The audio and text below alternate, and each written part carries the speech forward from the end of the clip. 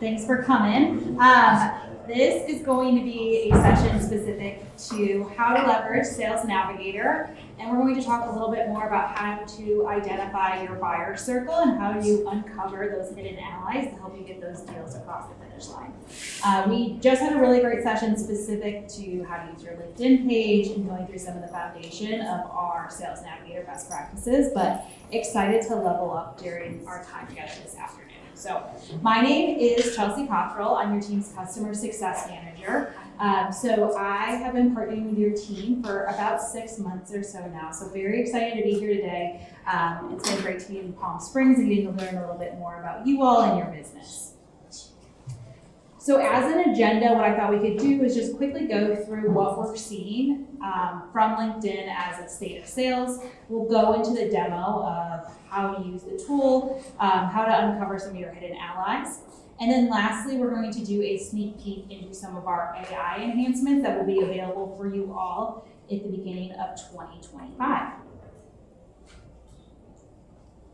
So, as I'm sure you all are aware at this point, now more than ever, the bar is set so high for organizations.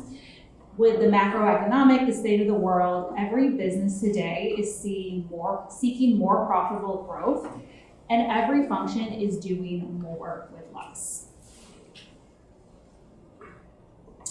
Essentially, every sales team needs to be better today than they were yesterday.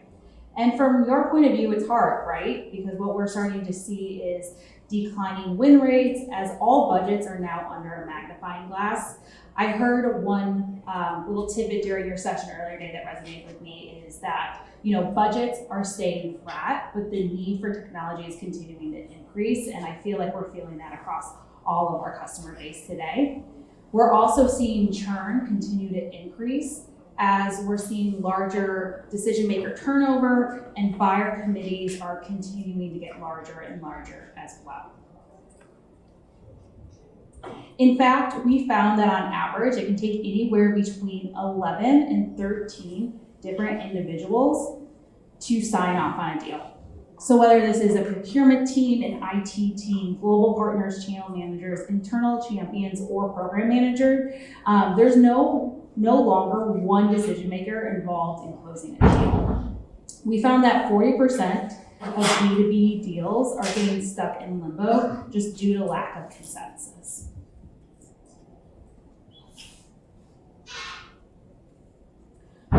So with these challenges, LinkedIn took a step back to better understand how we can support our customers and ensuring they're successful in this day and age. What we did is we surveyed over 2,000 global B2B sellers, and we found a specific subset of them. About 18% of these people adopted a strategy to make them twice as likely to exceed quota. And these were some of our findings. So the first thing they're doing is they're figuring out all of the people to talk to. So not just those people who are in the C-suite, not just those executives. They're trying to find all who might influence a deal to help get them in their corner. They're finding the best way to get their foot in the door and building support inside of their target accounts. And then lastly, they're showing up for every conversation prepared. So they're ensuring that when they get on that initial discovery call, they get on the conversation with the buyer, they already know business objectives and they're able to tie them to X, Y, and Z and how you'll be able to help make their lives a little bit easier. And that's ultimately what I wanted to focus on today during our demonstration is really focusing on the automation component of SalesNavigator to help you tell us who you care about most, save those leads in account, and let our automation help you find those warm paths in quickly and engage with your audience to really build out that buyer's circle. Any initial questions as I go into my demo environment? No? Okay, great. Just as a refresher, so if you were on your LinkedIn page, to get to your SalesNavigator account, you will go to this icon in the upper right-hand side. So once you get into SalesNavigator, and I get out of the screen, sorry, this is still set up from our last session. you're going to be taken to your home screen. So when you're at your home screen, the biggest difference that I say between LinkedIn and SalesNavigator is always that your newsfeed is going to be filled with people who are your prospects and target accounts, not necessarily those connections that you have on your personal LinkedIn page. For example, this is a great call out here is when we're looking at our newsfeed today, I can see there's an executive from Bridgepointe who just shared on LinkedIn. What I can do is I can easily view this content here on my right-hand side, and I can go ahead and I can like or engage with Scott's content. And what that's allowing me to do is within 5 seconds, I just quickly created a human contact or a human connection with Scott by engaging with his piece of content without necessarily having to sell him anything, right? So I didn't ask him for a meeting. I didn't try to sell him anything, send him resources, etc. All I did was engage with a piece of content to bring a face to the name with my LinkedIn profile. As you go through your leads and accounts, you can easily filter them based on what you care about most. So if you want to just tap into your current accounts, this is where you're going to be able to see if there's any companies researching your brand on LinkedIn, if anyone has recently changed jobs, there's new decision makers, promotions, etc. You'll all see this from your home screen here. Also, when it comes to your target accounts, you want to make sure that you upload them into the tool. So you can either do that manually one by one, which I'll get into, or you can do this as a bulk upload if you have an Excel file.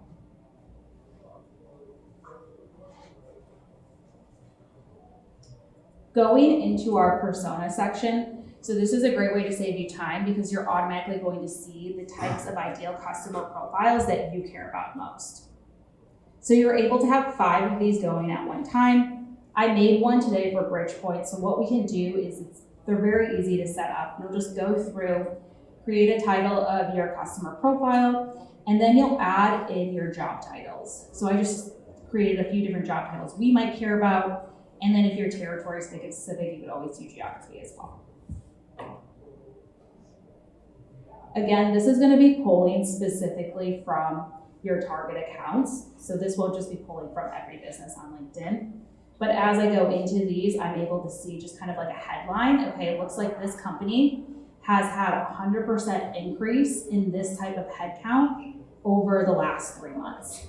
So as I'm thinking about how I might prioritize my day, maybe this company is going to be top of my list of accounts that I need to go after for the week.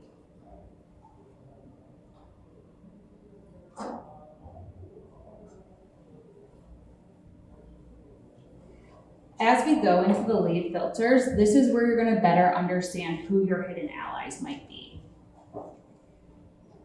So as I typically recommend, right, we start with either adding in your persona that we just discussed or adding in your target account list here. From my persona that I have today, it looks like there's about 100,000 different results. So that's a pretty large list. It's not necessarily digestible. It can be overwhelming to understand where you start to prioritize your day. So we can use these additional toggles to help filter down our results to better understand who we might want to have as top of mind. One thing that you could always do is, number one, just see if any of these people are your first degree connection. So if you're already connected with them on LinkedIn, great way to easily message them and potentially ask for a meeting. You're able to see if anyone's been a past colleague. So if your LinkedIn page is up to date, you can always go through this toggle and then see, okay, it looks like Mason was a past colleague of mine at Sprout Social. I could go ahead, I can message him, I could send him an email, and this is going to be a warmer way into this account versus just cold general outreach.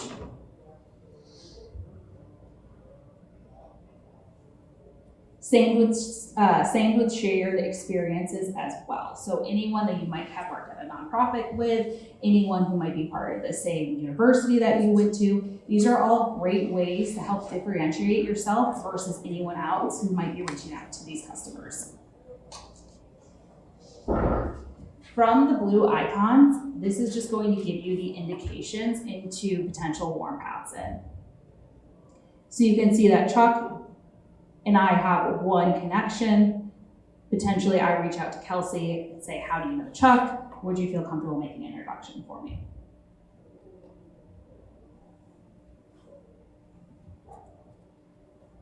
I also just wanted to highlight change jobs. We find that people who are in role less than 90 days are typically more likely to take a meeting than those who are more seniored in the role. People who are newer to the job are typically more likely to make waves, to want to have these conversations, evaluating tech stacks, et cetera. So that's always a great way to better understand who might be top of mind for you. Lastly, we talked about this a lot during our last session too, but we do offer some buyer intent details. So this buyer intent data is going to be specific to LinkedIn. So if we're looking at Chuck's profile here, it says that they have buyer intent because Chuck's company has either researched us on LinkedIn, engaged with a LinkedIn ad, they might have accepted an in-mail request from us, or sent someone at my company an in-mail. So when you're thinking of how you can leverage buyer intent data, this is going to be paired really nicely with the internal tools that you all already have today. And you'll be able to go to any of the account lists that you have created and then filter by buyer intent here.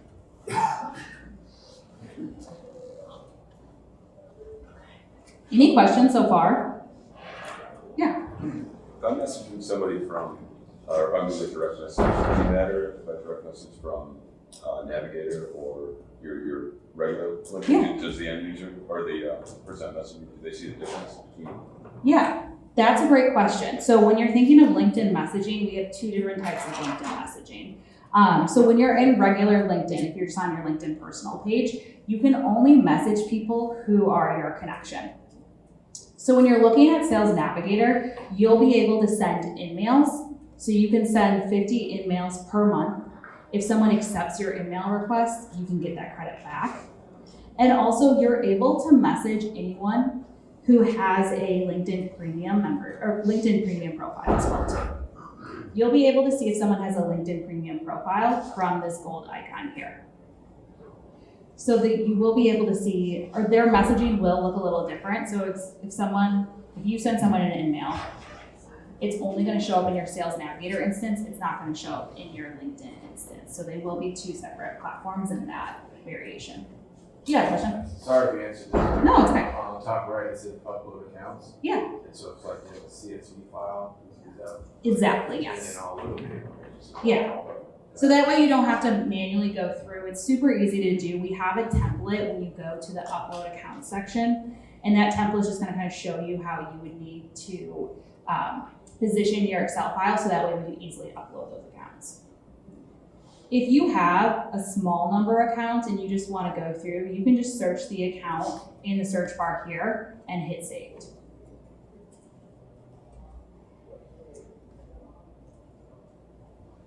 Also, one other area we could leverage as well as just kind of thinking through different ways to find more paths in is if you go through, you can always add in a keyword as well here. So this is going to be our advanced search feature. So let's say you're looking for directors of technology, directors of information technology, and you want to see them, anyone who might have specific experience with like data security, anything like that, you would be able to type in data security here in the search bar, and they would pull that up. If they had that on their profile, that would pull up as a person with data security here. So you can continue to narrow down your search that way.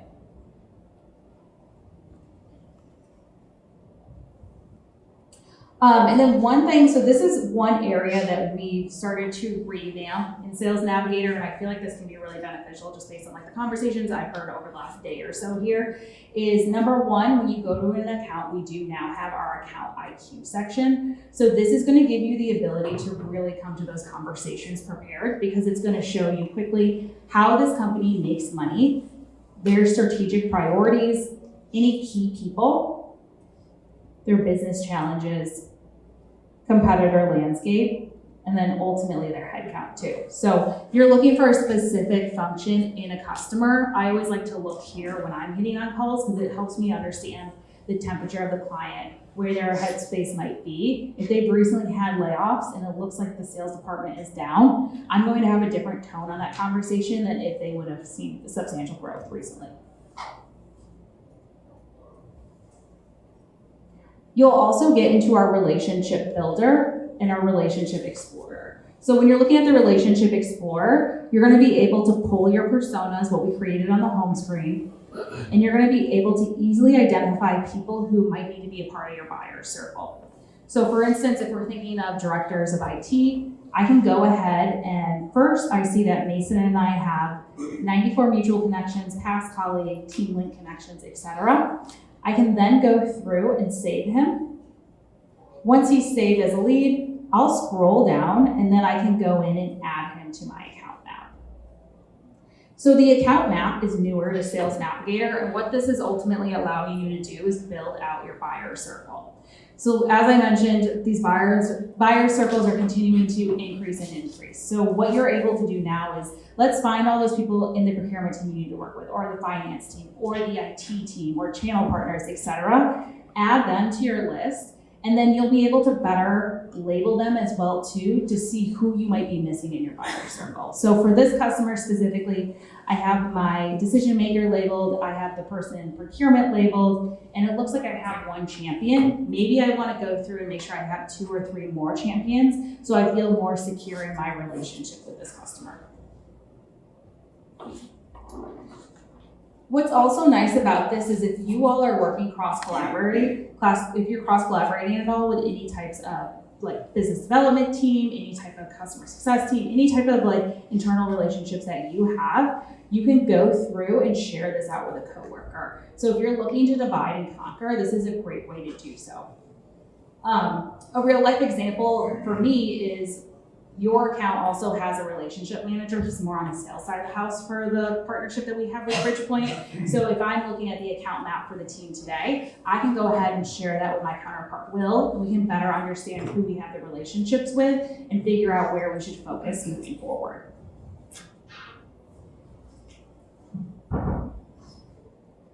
We'll also see this in a list view, and I also like to call this out because, again, this is where you can put notes into the account.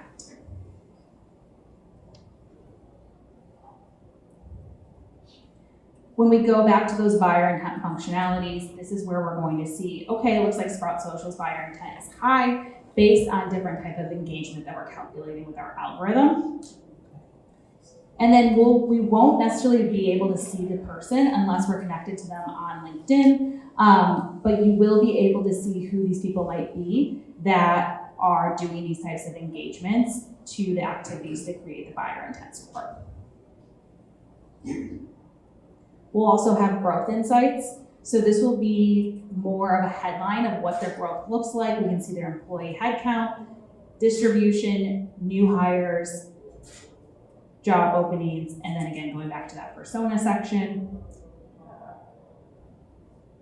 So these are just great ways to quickly hop in, see what's going on with your customer, see where they are from a corporate standpoint, and then get on the call with them.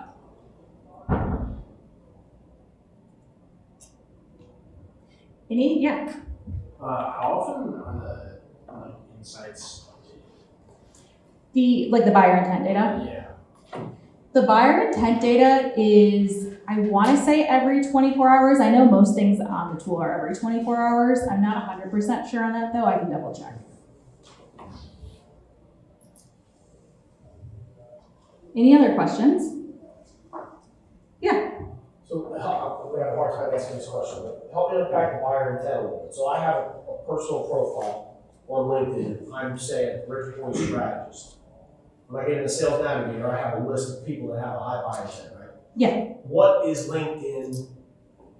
How are they matching up that buyer intent or the buyer's activities with my profile? Is it my bio? Is it the company I'm currently working with? Company. Yeah. It's the company. Mm-hmm. So if I'm working for Bridgepointe Technologies, Yes. as a strategist, if they did a search on Bridgepointe, do they have to land on the Bridgepointe page, or would they have to land on my profile?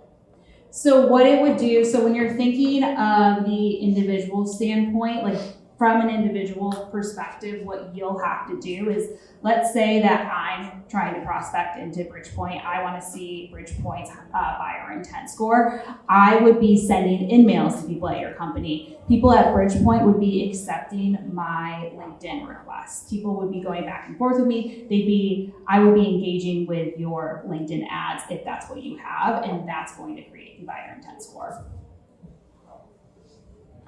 Is competitor information usually given that has a bearing on like buyer intent? I saw a ton of voice, so if we got buyers that are searching for a buy, God knows why they would. Yeah. If they were, Yeah. right? You know, being able to see that with connectivity out there, shopping around for new voice Yeah. solutions, right? Does that feed into the buyer intent as well? It does not, no. Today we don't have a lot around competitor data. It will just be in the initial section here from like competitive landscape. Gotcha. Good question though. So, on buyer intent data, you mentioned ads, we click on ads, what about posts? Does that filter Yeah. as well? Yes. So We they can can post. Or any other strategies potentially could connect with them, send them an email or. Anyone that has, yes, that's part of the Bridgepointe brand. So it's just Bridgepointe, not necessarily us. Correct. The buyer intent data for LinkedIn is just measured differently than the buyer intent data for Zoom Info as an example, right? Right. There is more concentration of a product rather than a company intent. Correct. Correct, So what we okay. talked about in the last session is how to use these tools together. Yeah. And there's an example, which I don't know if you're gonna see for the next session in this specific room, but Sterling and I go into that selling to intent, right? So it talks, what we particularly discuss is using not just LinkedIn, but using Zoom Info, using all of the intent data that they're surfacing right now on the system side, which you guys get every Tuesday morning. Yep. And as it's really just meant as further cleanup, so it is a little bit of effort, and I talk about an example that I actually did a few weeks back and started kind of a little bit of an experiment. But using both tools and really getting that clean prospect that you know has very clear intent. So by the time that you are enrolling them in a campaign through the signal, or you're reaching out to them, you know that you've already done all of that homework on the back end. And using this intent is more of a personal level, using the intent that's surfaced in the signal through Salesforce, through Zoom Info, et cetera, is a little bit more of a company level. So This identifies the product, this Yeah. identifies the personal connection. correct. Got it. Yep. Yeah. Is this gonna also just kind of turn to be on video, because I can tell you I'll remember everything I've done. Yes. This session is recorded, and then I believe we had a training, what was it, July, August? We did. Yeah, I think that we one's saw all of recorded that. as Yep. well, I too. can send you a link to that. Yes. As well. And then Chelsea will also post office hours every once a month. Yeah, it's a Thursday Every after, right? Thursday. And where is the recording, just in the signal? It'll be in the signal, yes. Yeah, these are great questions. I would say too, like familiarity wise with SalesNavigator, is everyone feeling like more confident with the tool, or do you also feel like you might be more so on like the beginner level? There's no right answer. This Yeah. is just kind of a low fun question, just coming from a security person, but since LinkedIn can track your location data, Yeah, I mean, it would know some of these contacts, like if they were set up, meaning this person is someone I should be targeting. LinkedIn would technically know where that person may supposedly eat on a Tuesday. If he was sitting at, say, Jimmy John's for more than 25 minutes, there's a good likelihood he was there. That would be great information, because then they can send him to Jimmy John's. I'm not sure if you're into Jimmy John's. yeah. I wish that we could get that granular and that creepy with data. However, as SalesNavigator, we can't, because we're thinking of data privacy, right? So what I will say is that when you are in your lead filters, you are able to search by geography, and that's going to be on a personal level. So that's anywhere that personal profile is saying that they're located. Yeah. All of the data we're pulling is all going to be profile level, so it's anything that they have publicly put on their profile. Is there a way to hide us stalking them? Actually, you know what? This is a good point. I wanted to make sure that I brought this up. So there's a few different ways that you can go about this. And I actually have a different view on this. I think you should stay public and let them know that you are stalking them. Because that way it's kind of like a subtle reminder of like, hey, I sent you an email. hey, I gave you a phone call without actually having to do like another like point of contact. But you can make yourself private if you really want to. I have myself private as this is my demo environment, so all of these people don't need to know I'm creeping on them. But you can change just depending on what you feel comfortable with. Again, when I'm thinking more sales roles, I do say be more public, just so that way they get the notification. It's a subtle reminder, right, that you're there. You can always move it to private mode so people don't know who you are as you're sifting through the profiles. Yeah. So earlier you were saying when you message via email, that's one platform separate from your LinkedIn messaging, which Yes. is recognized. I just don't know what makes the most sense once you connect with someone via email messaging. Do you continue that conversation on that platform, or should you go back into your regular LinkedIn messaging so it's a little less formal? Yeah, that's a good question. We talked about this a little bit during our last session too. When it comes to email best practices, I would say, just from my personal experience, if someone accepts your email and they're engaging with you there, I would then, depending on where the conversation is going, I would try to get their email address so that way you can take it offline, take it to, because that's ultimately where you want to go, right? You want to have their contact information and you want to set up a meeting with them. So if they're already open to talking to you, I would make sure just to get their email address and then take it. The whole concept of it too is to get the email address so you can take it off email, not that you have to constantly communicate with them on the network. And email was just between the two of them. Yeah, that's a good point. I can go into this next as well too. So you can see, this is actually where I've been sending some emails to unresponsive customers. So it's just going through, being able to send people emails, what you can do. Can't see that, right? Is it just between the two? Yes, exactly. And same thing when you send, when you save a person as a lead, you save an account as a lead, no one knows that you're doing that. That's all going to be on your side. It's not, people aren't going to be able to see that. But if I was to message Justin, then I can go through, I can send him my message here, and then I would be able to then, sorry, that's not a good example because I'm already connected to Justin, so I want to show you someone that I'm not connected to so you can see what an email actually looks like.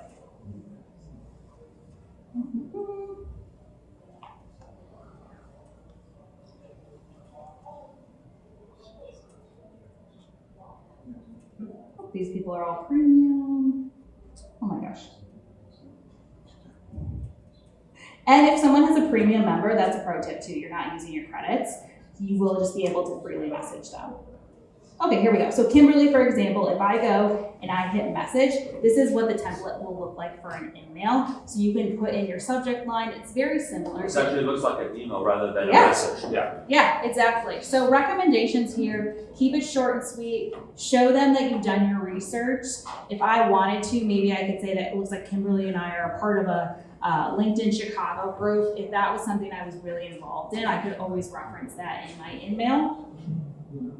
One thing that we are going to start to release in 2025, and this is part of my AI updates for you all, is we will have this AI version here. So you can go through and you'll be able to start a conversation with Kimberly based on our AI functionality where we'll craft a message to help with the outreach and adding in some of those points that will help with like the warm happen.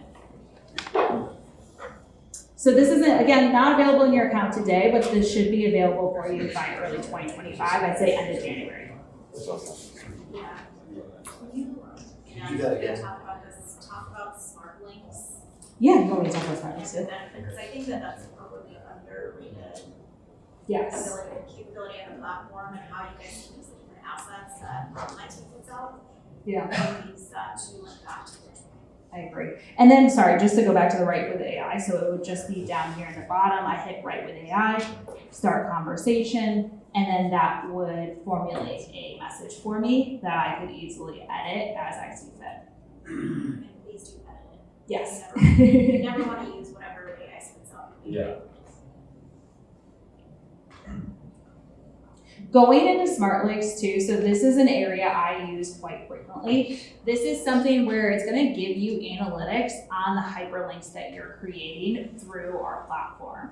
So when you're thinking of sending out resources, whether that's through an email or even just through email, you'll be able to create them in here and then send them out to your customers in a smoother, more clean hyperlink. They're very easy to set up, so you would just add the title in here. You would put your content, it can be any kind of website or files. You can allow this to be downloadable if that's easier for your customer, and then you'll hit create. Once you create it, you'll have the hyperlink, and then you can put that in your email, put that in your message, and then as you can see here, I actually sent these decks over to the team last week, and I had to send them through a smart link, and I can see now, it looks like Maggie viewed my hyperlink for 2 minutes, and then she viewed it for 15 seconds, and I'll be able to see where she spent her time and what asset. I got a question. If Yeah. somebody's gone into their own data privacy settings though and turned off the ability to share all of your own data, and also with your AI and so forth, will that complicate? You know, I'm not 100% sure on that. I would assume that maybe there would be some barrier to entry there if someone has restricted a lot of their privacy policies.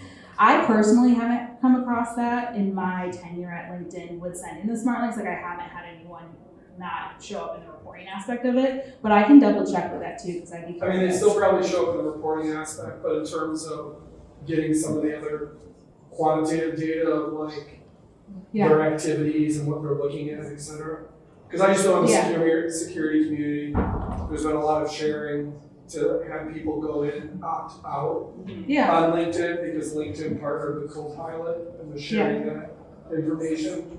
So like in the security blogs and whatnot.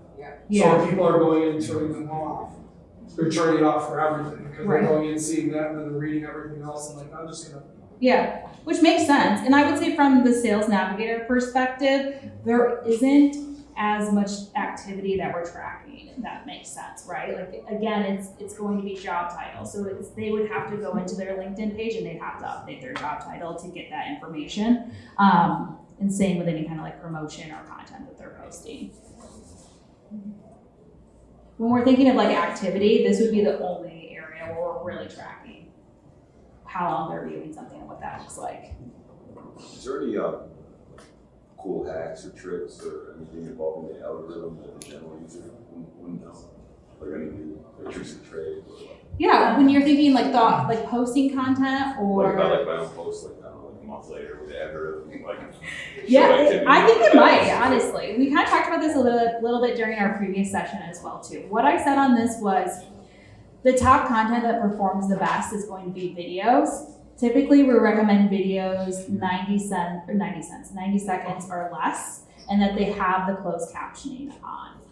One other thing to keep in mind too is as we're thinking of impressions and engagements and how we can really build our brand on social, we can always go through, if you engage with a piece of content that is one of your connections, all of your connections are then going to see that you engaged with that, and vice versa, right? So if you post something on LinkedIn and I go through and I like it, we probably don't have a lot of connections in common, but all of the people that are part of my network will then see that I liked your post, and they could potentially Get more eyes on it. Yeah, and it kind of like builds the snowball, right? But that's a great question. And I just want to show you what this looks like from the end user perspective as well too, just so that way you're familiar. Once I copy the link and hit enter, this is what's going to show based on the content that you share. So the content that you share is going to be on the sidebar here, and then they'll be able to go through and see the resources. And this is hosted on LinkedIn? So this will be in the SalesNavigator component, yes. Right, but I mean, so that it's almost like a template you've created. The hyperlink is like a template where it's linked to some other content, that other content can go to wherever. Yeah, it can be any kind of like files that you have. What this is just PowerPoint decks that I put together for our conversations. It could be videos on, like I do a lot of videos on like how to do X, Y, and Z in the tools. So we do it that way, or any kind of thought leadership content. So you're uploading the video into LinkedIn, and so it's being hosted on LinkedIn. It's not like a link to YouTube or something. For example, if we have something like we we have a blog that we post on Bridgepointe. Yeah. And he shared Yeah. a link via smart links. So how many links deep can you go? Or does it have to be a file proper? Right? That, That's kind of, yeah, exactly. if you uploaded a video into Sales Navigator, let me see if I have one that will give. But can that video be hosted, say, on YouTube? Or can It should be able to. Like, I know with videos, if you add that into the smart link, it will show a link in the smart link and the user can click that and it would open a new window. Okay, so it can take you to a different. Yeah. But does it take you to YouTube where you create the video or is it? Yeah, it's kind of like TED Talks, whenever people are doing on TED Talks there, so you can open it inside LinkedIn as is, or you can choose from the application and open in a TED Talk, either website or app. The same thing on YouTube, it says open in the Yeah. YouTube application. I would assume that it would open to YouTube because this is like, again, this is just a video on training. It's taking you to our training site to watch the video. So it goes external rundown when it's already grabbed your cookie, so it's ready to track. Yeah. Is that gonna affect the analytics, when it goes to an external window, like No, time because viewed? you click on the video, so Yeah. they already, you only know that they watched it. Okay, but it won't tell you like how long it was. Yeah. Exactly. But these are all available in your account too, so if you have any resources that you're sending out to teams and you want to be able to track them, this is just a great option to do so. And I do feel like this is something that is potentially underutilized when you're thinking of your Sales Navigator account, so I always encourage you to use this.